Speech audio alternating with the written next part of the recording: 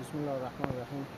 همونطوری که مشاهده میکنید تعداد تقریبا 7-8 تا باغ دیشب به ساعت 11 شب سیلاب در آمده منطقه کنده سوخته مربوط به ولسوالی شهرک رو تخریب کرده و چند در بندیکن چنین تخریب کرده که یک مسیری که واقعا مردم از پول شخصی و اندلان 4 لک 5 لک مصرف کردن. چنین تخریب کرده.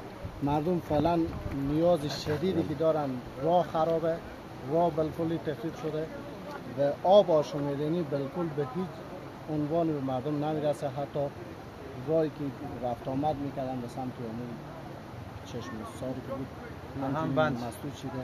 شکلی که مشاهده میکنیم چهار افراد لحاظ از ریاست محترم حوادث خواهانیم که هیئت فرستاده و مشکلات مردم را بررسی کنند.